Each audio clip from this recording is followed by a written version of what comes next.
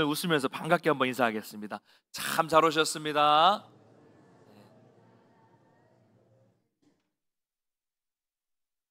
체육대회를 하면서 성도님들의 평소에 보지 못한 모습을 많이 봤습니다.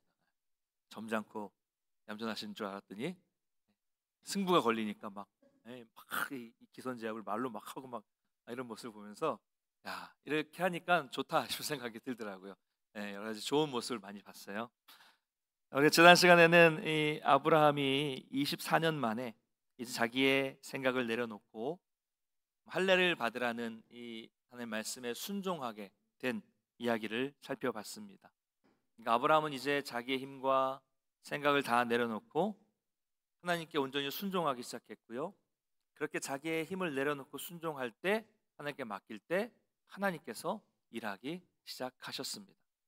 도저히 자녀를 낳을 수 없는 아브라함과 사라가 이제 하나님의 능력으로 1년 후에 자녀를 낳게 되죠. 이것이 하나님이 일하시는 방식이고 이것이 하나님의 때다라고 말씀을 드렸습니다. 자, 하나님 그렇게 해서 모든 말씀을 마치시고 아브라함을 떠났는데 얼마 후에 다시 아브라함을 찾아오셨습니다. 이번에도 또 하나님이 먼저 아브라함을 찾아오신 거예요. 1절을 보니까 여호와께서 아브라함에게 나타나시니라, 나타나셨다라고 말씀하고 있어요. 그러니까 직접 보이신 거예요. 직접 모습을 보이신 것은 처음입니다. 지금까지 하나님은 말씀으로 임하셨어요. 근데 이번에는 사람의 모습으로 나타나셨다는 거죠. 자, 근데 세 사람이 나타났기 때문에 이게 학자들 사이의 의견이 분분합니다. 어떤 분은 삼위 하나님이 나타나신 것이다라고 말씀하시는 분도 있지만 두 사람은 천사고 한 분은 하나님이다라고 보는 것이 맞는 것 같아요. 어쨌든 뭐 이렇든 저렇든 간에 아브라함은 인간으로 오신 하나님을 만났습니다. 여러분, 이처럼 하나님은 언제나 우리를 먼저 찾아오시는 분이심을 믿으시기를 바랍니다. 하나님은 언제나 우리를 먼저 찾아오세요. 찾아오셔서 언제나 말씀을 주십니다. 우리에게 약속을 주시고 음성을 들려주시고 힘들고 괴로울 때는 위로를 주시고 또 우리의 손을 잡아주시고 방황할 때는 길을 보여주십니다. 근데 여러분, 하나님은 그런 분이지만 다른 신들은 그렇지 않아요? 여러분, 그리스 로마 신화 같은 거 읽어보셨겠지만 이방신들은 그렇지 않습니다. 이방신들은 무서워요. 그래서 가능한 한 신을 만나면 안 됩니다. 인간은 피해야 돼요. 권위적입니다. 만나면 손해예요. 뭔가를 빼앗겨요. 제가 교리대학 때도 늘 말씀을 드리지만 특히 우리나라의 전통신도 무섭습니다. 그렇죠? 전통신이 뭐예요? 우리나라 전통신 뭐예요? 귀신, 귀신들. 여러 종류의 귀신들이 있죠. 여러분, 우리나라의 전통신이 여러분과 함께 동행하기를 원하시는 분 계세요? 귀신이 내 속에 임하옵소서 뭐 이런 거 있어요? 아니잖아요. 만약 여러분이 밤길을 걸을 때 우리나라의 전통신이 하얀 소복을 입고 뒤에 쓱 나타나서 나 왔어 이러면 여러분 어떠시겠어요? 좋으세요? 어떻게든 마주치지 않으려고 하죠. 어떻게든 피하려고 합니다. 그래서 어떻게 해요? 비싼 부적을 쓰기도 하고 더 비싼 이 구슬해서라도 그 귀신이 우리 가족에게서 떠나기를, 내가 그 귀신과 어떻게든 멀어지기를 원하는 것이 세상의 신이에요. 세상의 신은 다 그렇습니다. 득될 게 없어요. 그러나 하나님은 그렇지 않습니다. 우리 하나님은 무섭지 않으세요. 우리 하나님은 사랑의 하나님이시고 우리 아버지 하나님이십니다. 그런 사랑의 하나님께서 항상 우리를 먼저 찾아오시고 우리는 세상의 신처럼 그 하나님을 피하려는 것이 아니라 항상 하나님이 우리 가운데 오시기를 사모하고 있어요.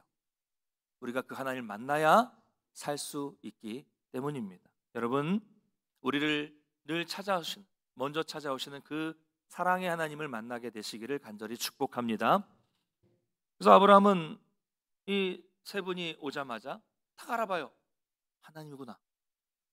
이전과는 달라졌습니다. 이제 그만큼 영안이 열렸다는 거예요. 영적으로 깨어 있었습니다. 그래서 보자마자 달려갑니다. 얼마나 반갑고 얼마나 기쁘면 걸어가는 것만으로 성에 안 차니까 뛰어가겠습니다. 뛰쳐가겠습니다. 여러분 뛰어갈 때 어떨 때 뛰어가요? 사람을 딱 보고 뛰어가면 어떤 때요? 반사적인 행동이에요. 뭐 반갑든지 뭐 원수든지 간에 뛰어가는 거는 반사적인 행동입니다. 생각하고 고민하는 게 아니라 보자마자 그냥 즉각적으로 행동하는 겁니다. 뛰어가는 거예요. 여러분 우리도 그렇습니다. 은혜가 충만하신 분들, 말씀에 깊이 빠져 계시는 분들, 늘 기도 생활하시는 분들, 늘 그 마음속에 하나님에 대한 생각으로 가득 차 있는 분들은 고민하지 않습니다. 그런 분들은 재보지도 않아요. 그냥 말씀을 들을 때, 예배를 드릴 때 즉각적으로 뛰어나가고 즉각적으로 순종하게 됩니다. 여러분 저는 여러분이 이렇게 되시기를 간절히 소망합니다. 하나님 앞에 나와서 고민하고 말씀을 듣고 주저하고 그래서 때를 놓치게 되지 않기를 간절히 소망합니다. 여러분 하나님이 여러분에게 말씀을 주실 때, 여러분이 지금 예배에 나와서 하나님이 여러분에게 찾아가실 때 깊은 은혜를 주실 바로 지금 말씀대로 순종하는 은혜가 있기를 간절히 소망합니다. 그래서 아브라함은 뛰어갔어요. 뛰어가서 땅에 몸을 굽혀서 겸손하게 그분들을 영접합니다. 가장 극진한 예의를 갖추는 거예요. 진심으로 환영하는 모습을 보이고 있습니다. 억지로 하는 게 아니죠. 뭐라고 합니까? 3절과 4절 한번 읽어보겠습니다. 3절 4절 같이 읽겠습니다. 시작. 이르되 내 주여 내가 주께 은혜를 입었사오면 원하건대 종을 떠나 지나가지 마시옵고 물을 조금 가져오게 하사 당신들의 발을 씻으시고 나무 아래에서 쉬소서. 네, 극진하게 계속 대화하는 모습이 나타나고 있어요. 여러분 그 사람의 태도를 보면, 그 사람이 다른 사람에게 하는 행동을 보면 그 사람이 그 다른 사람을 어떻게 생각하는지를 알 수 있어요. 그렇죠? 자, 어떤 사람은 교회에서 이렇게 만나도 본 척도 안 합니다. 여러분들 그런 분 계세요? 아니 교회에 그럴 만한 사람이 어디 있어? 이런 관계가 어디 있습니까? 근데 또 어떤 분은요, 상대방이 인사하니까 인사를 하고 싶지 않았는지 먼저 그 사람 인사를 하니까 기분은 별로 내키진 않지만 그냥 인사를 먼저 해주니까 받아주는 거예요. 아, 예. 예. 뭐 약간 죄송합니다. 티껍다는 듯이 뭐, 예? 아, 예. 이렇게 인사를 받아주시는 분도 있잖아요. 보여요. 그 사람에 대한 태도가 보인다니까요. 그런데 어떤 분은 저 멀리 있는데도 보자마자 막 집사님 막 부르고 막 달려가가지고 막 손을 잡고 막 바짝바짝 뛰면서 반갑다고 막 그런 분들이 계세요. 그렇죠? 차이가 나요. 그 사람이 상대방을 어떻게 대하는지가 보인다니까요. 여러분 어떠십니까? 여러분이 하나님을 대하실 때, 여러분이 예배에 나오실 때, 말씀을 대하실 때 어떻게 하십니까? 그냥 어쩔 수 없이 나왔다가 온 사람처럼 대충 나왔다가 그냥 앉아있다가 가십니까? 아니면 뭐 자리에 그냥 가만히 앉아있기는 좀 애매해서 예 이렇게 인사하는 것처럼, 찬양할 때 그래도 가만히 있긴 좀 그러니까 입이라도 좀 뻥긋뻥긋하고 말씀을 들을 때 그냥 고개만 그냥 하는 척하고 그렇게 계시지는 않습니까? 뒤는 신경 쓰지 마시고 저를 보시면 됩니다. 아니면 너무 반가워서 막 소리 지르는 사람처럼 온 마음을 다해서 하나님 앞에서 찬양하고 그 말씀을 정말 가슴 깊이 받아들이고 하나님 앞에서 우리의 심정을 다 쏟아내는 기도를 하고 계십니까? 여러분, 여러분의 그런 모습을 통해서 하나님을 여러분이 어떻게 생각하는지가 다 드러나게 되어 있습니다. 그 모습을 보면 그 사람이 정말로 믿음이 있는 사람인가, 그 사람이 정말로 은혜를 아는 사람인가가 드러나게 되어 있습니다.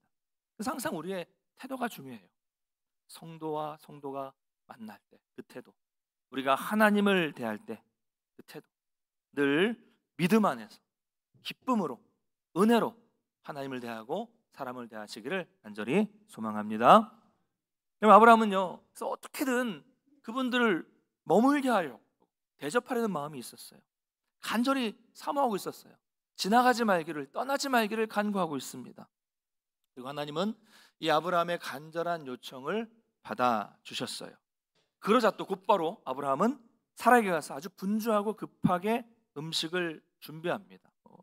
오늘 말씀을 쭉 계속 보면요, 아브라함의 이 간절한 마음, 분주한 마음이 잘 드러나고 있어요. 앞에서 말씀드린 것처럼 아브라함이 막 나가서 달려나가서 영접한 모습도 그렇고요, 그리고 나를 지나가지 말라고, 떠나가지 말라고 간구하는 모습도 그렇고요, 또 급히 장막으로 가고 속히 가고 뭐 급히 요랬다 이런 표현이 계속 나오거든요. 이런 모습을 보면서 그렇습니다. 너무 감격하고 너무 기뻐서 아주 열심히 분주하게 이 손님을 대접하려는 이런 모습이 되게 인상적으로 보여지고 있어요. 그럼 지금 아브라함은 뭔가를 바라는 마음으로 이렇게 하는 것이 아닙니다. 은혜가 충만해서 아무것도 바라는 것 없이 그냥 그 하나님을 대접하고자 하는 마음이 가득했다는 거죠. 여러분에게도 이런 열정이 있습니까?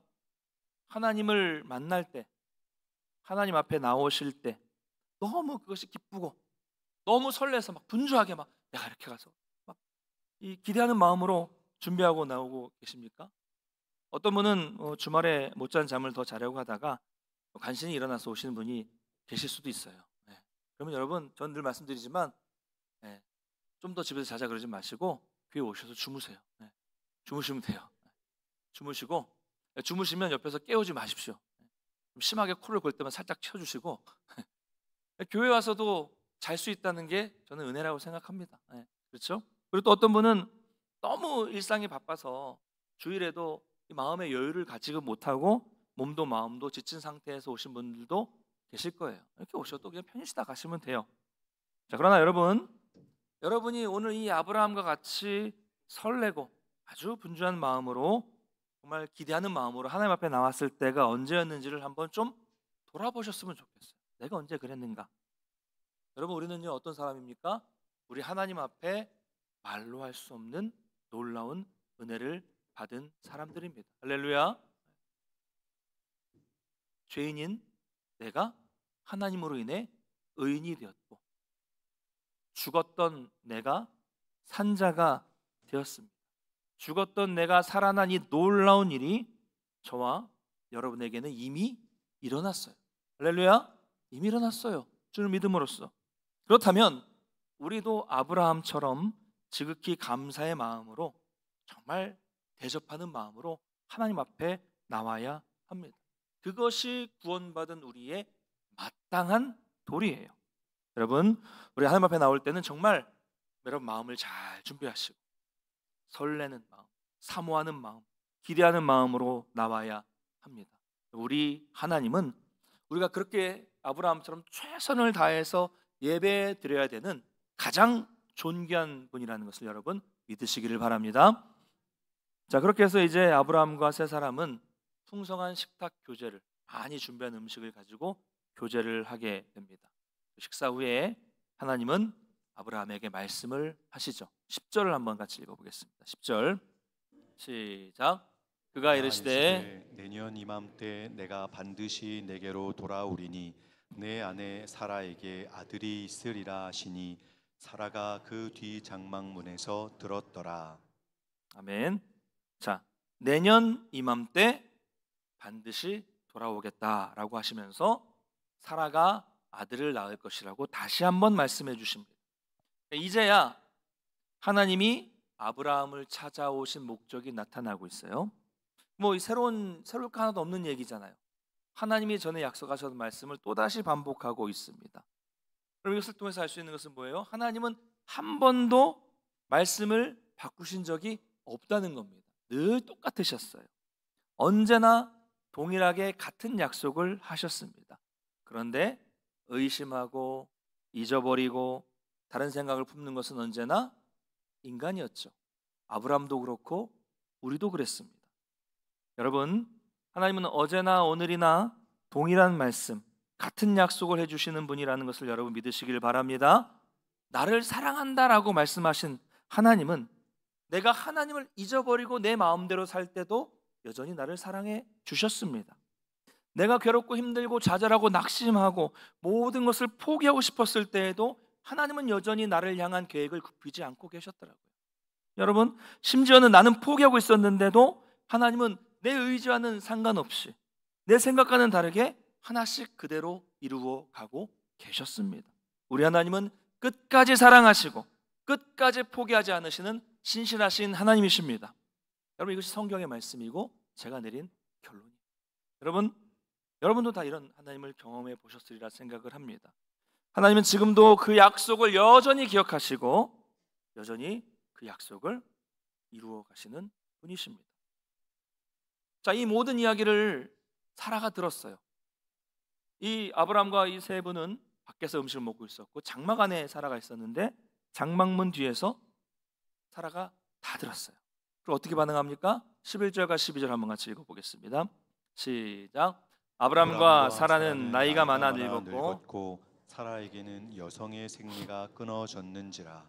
사라가 속으로 웃고 이르되 내가 노쇠하였고 내 주인도 늙었으니 내게 무슨 즐거움이 있으리요. 아멘. 말도 안 되는 이야기를 듣고 속으로 웃었습니다. 웃었어요. 여러분, 사라의 모습을 어리석게만 보지 마십시오. 만약에 여러분이 내게 이런 일이 일어난다면 여러분도 안 그러실 것 같습니까? 자신 있으세요? 아니에요. 속으로 다 비웃습니다. 지난 시간에 말씀드린 것처럼 여러분, 아브라함도 그래요. 우리 믿음이 현실이에요. 엎드려서 하나님을 예배하다가 아들을 낳겠다 그러니까 속으로 엎드려서 웃었어요. 네, 엎드려서 웃었어요. 그렇죠? 네. 우리도 마찬가지죠. 예배를 잘 드리고 있지만 성경을 통해서 우리의 이성과 한계를 넘어서는 말씀이 선포되면 속으로 비웃는 분들이 계세요. 못 믿어요. 그런 분들이 계십니다. 이게 우리의 믿음의 현실이에요. 사라도 마찬가지입니다. 말도 안 되는 소리에 속으로 웃었습니다. 하나님께서 사라를, 공주라는 이름을 가진 사라를 사라로 이름 바꿔주셨어요. 열국의 어미로 바꿔주셨습니다. 그렇게 살라는 거죠. 근데 여전히 사라는 사례로 살고 있었습니다. 그러나 여러분, 아브라함은 이제 그렇지 않아요. 지난 시간에 살펴본 것처럼 아브라함은 이제 확실하게 믿게 되었습니다. 그러니까 순종하면서 믿게 되었어요. 비록 자신의 몸은 이제 99세예요. 늙어서 자녀를 낳을 수 없다는 것을 알았지만 이제 그 자신을 보는 것이 아니라 자신을 인도해 주신 능력의 하나님을 바라보는 믿음이 생겼습니다. 이제 아브라함 변했어요. 그러나 아직 사라는 그렇지 않았어요. 자, 부부의 믿음의 차이가 생긴 거예요. 그렇죠? 아브라함은 믿는데 사라는 아직 믿지 못하고 속으로 웃고 있습니다. 이렇게 보면 여러분, 이 부부가 같은 신앙을 가지고 있다는 것이 얼마나 감사한 일인지 모르겠어요. 물론 이제 뭐 부부가 다른 종교를 가진 거는 이건 뭐 이제 다른 문제겠지만 이 교회를 다니고 신앙생활을 하면서도 부부간에 이 신앙의 격차가 있어서 어려움을 겪는 부부가 상당히 많습니다. 그렇죠? 남편이 열심히 막 예배 드리러 가려고 하는데 아내가 오늘은 좀 등산 좀 갑시다 이러면 힘들어져요. 그런 가정이 있어요. 또 아내가 막 열심히 수요일날 막 금요일날 교회 가는데 남편이 밥 안 차리고 어디 가? 요즘에 이런 간이 부은 남편이 있을지 모르겠지만 어쨌든 그러면 힘들어지는 거예요. 그렇죠? 아브라함과 사라의 믿음이 달라요. 여러분, 정말 힘든 일이죠. 부부가 신앙에 갔다는 것이. 근데 부부가 죽이 잘 맞아서 이렇게 같이 보조를 맞춰가면서 함께 믿음 생활 하시는 분들은 여러분 정말 감사하셔야 됩니다. 여러분, 여기 계신 분들, 부부들 감사하십시오. 그럼 교회 한번 밥 한번 쏘시고 뭐 그러셔도 좋을 것 같고 감사할 일이에요. 어쨌든 자, 여러분, 바로 이것이 사라의 문제였습니다. 근데 사실 이것은 교회 대다수의 성도들의 문제이기도 합니다. 겉으로 볼 때는 사라가 말씀을 안 믿는 것 같지는 않아요. 근데 가만히 보면, 신앙생활하는 것을 보면 또 진짜 믿는 것 같지도 않아요. 안 믿는 것은 아닌데 또 잘 믿는 것도 아닙니다. 한마디로 이 신앙은 무슨 신앙이에요? 애매한 신앙입니다. 애매한 신앙. 앞으로 이렇게 부르겠습니다. 애매한 신앙. 뭐라고요? 애매한 신앙이 뭐예요? 안 믿는 것 같지는 않은데 또 믿지도 않는 신앙. 우리가 이런 신앙이 상당히 많습니다. 교회는 다니는 것 같은데 안 믿는 사람, 예배는 드리는 것 같은데 성장하지 않는 사람, 오래 교회를 다니신 것 같기는 한데 초신자인 사람, 세상에서 그 사람을 볼 때는 신앙인 같긴 한데 교회에서 볼 때는 또 세상 사람 같은 신앙. 있죠? 있어요. 여러분, 이런 애매한 신앙, 이것이 바로 사라의 문제였습니다. 그래서 하나님은 사라의 불신앙을 지적하시죠. 13절 읽겠습니다. 시작. 여호와께서 아브라함에게 이르시되 사라가 왜 웃으며 이르기를 내가 늙었거늘 어떻게 아들을 낳으리오 하느냐. 네. 여기 보십시오. 사라는 지금 같이 있지 않아요. 같은 자리에 있지 않습니다.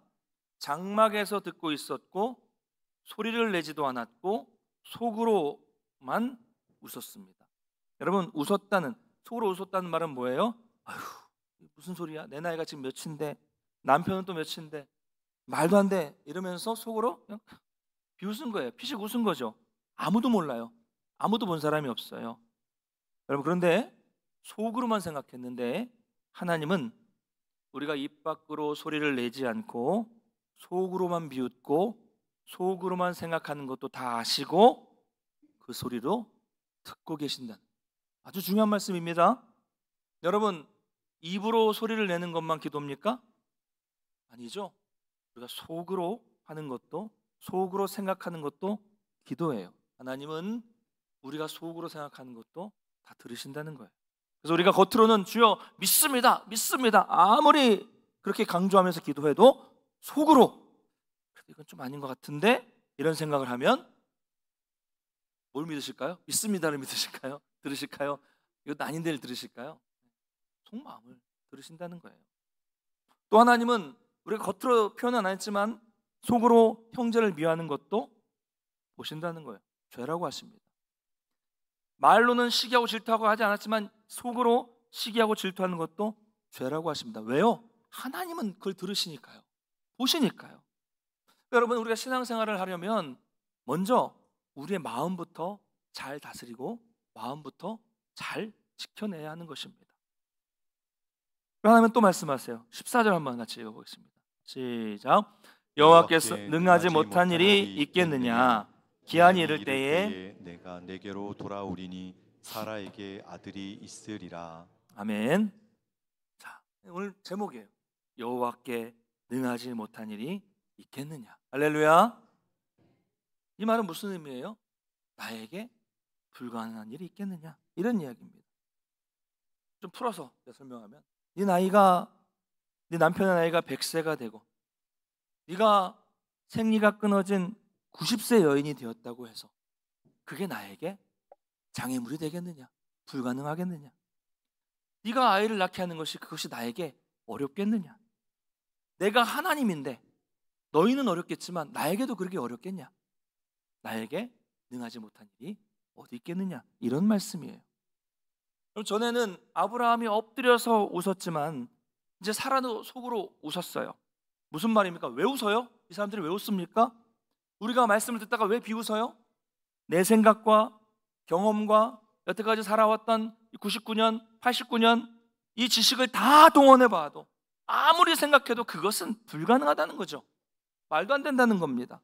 하나님이 약속의 말씀을 주시지만 강단에서 이 설교가 성경의 말씀이 선포되지만 내가 생각해 보니 이건 아니라는 거예요. 안 된다는 거예요. 그래서 비웃는 겁니다. 결국 자신들의 생각과 자신들의 그 지식의 한계 속에 하나님을 가둬두고 있는 거죠. 뭐예요? 전능하신 하나님의 능력을 내 수준으로, 인간의 수준으로 끌어내리고 있다는 거죠. 아브람도 사라도 그랬다는 거예요. 여러분, 이게 불신앙이죠? 이게 불신앙이에요. 진짜 믿는 게 아닙니다. 여러분, 애매한 신앙은 불신앙이에요. 사랑하는 성도 여러분, 우리 하나님은 모든 것을 하실 수 있으신 전능하신 창조주 하나님이십니다. 믿으십니까? 여러분, 이 고백이 우리 성도에게는 확실하게 있어요. 이게 기준입니다. 기본입니다. 오늘 하나님께서 아브라함을 찾아오신 목적이 바로 여기에 있었어요. 하나님은 아브라함을 믿음의 사람으로 만드셨고 이제 사라도 그렇게 만드시기를 원하셨습니다. 왜 그렇습니까? 이제 아브라함을 시작으로 이제 믿음의 조상으로 세워주시고 그 후손들을 이제 믿음의 자녀로 세워주시고 아브라함 믿음의 조상이 되는데 앞으로 이삭을 낳게 될 사라도 같은 믿음으로 시작해야 되지 않을까요? 그렇죠? 이삭을 낳는 당사자가 믿어야죠. 그래서 사라에게도 새로운 믿음을 주시는 거죠. 나타나셔서 애매한 믿음을 확실한 믿음으로, 진짜 믿음으로 바꿔주시는 겁니다. 그래서 그렇게 하기 위해서 하나님은 속으로 웃는 것도 다 아시는 분이라는 것을 사라에게 확인시켜 주십니다. 15절 한번 읽어보겠습니다. 시작. 사라가 두려워서 부인하여 이르되 내가 내가 웃지 웃지 아니하였다. 아니하였나이다. 이르시되 아니라 내가 웃었느니라. 아멘. 자, 제가 이 말씀을 예전에 계속 읽을 때는 왜 굳이 이런 말씀을 하실까라는 생각이 들었어요. 왜 그냥 사라가 속으로 웃던 말을든 그냥 하나님은 할 일을 하시면 되고 굳이 따지지 않아도 되는데 왜 굳이 네가 웃었다라고 이렇게 따지시면서 사라를 민망해 하실까라는 생각을 했었는데 제가 오늘 말씀을 묵상하다 보니까 이런 이유가 있더라고요. 여러분, 당황하니까 사라가 거짓말을 해요. 웃지 않았어요 라고 말을 합니다.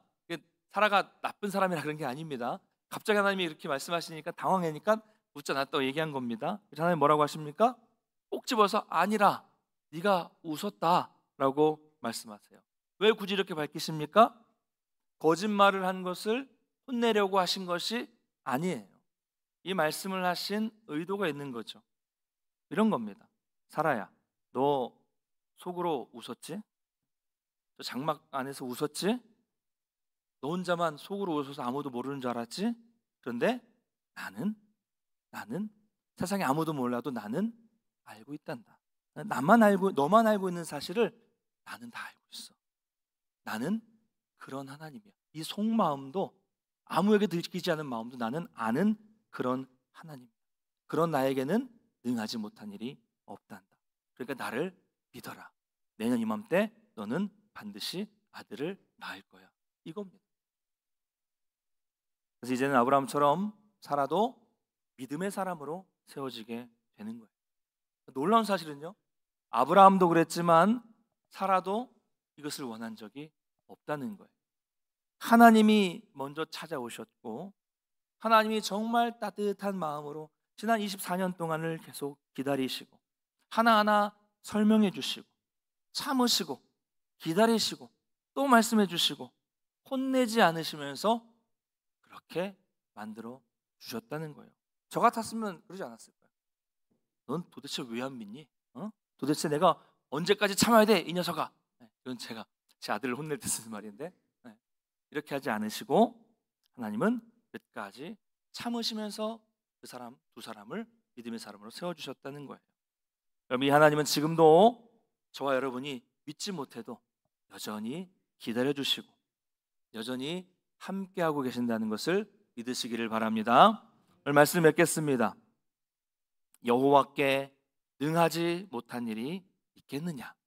오늘 말씀을 여러분이 가슴 깊이 새기게 되시기를 간절히 소망합니다.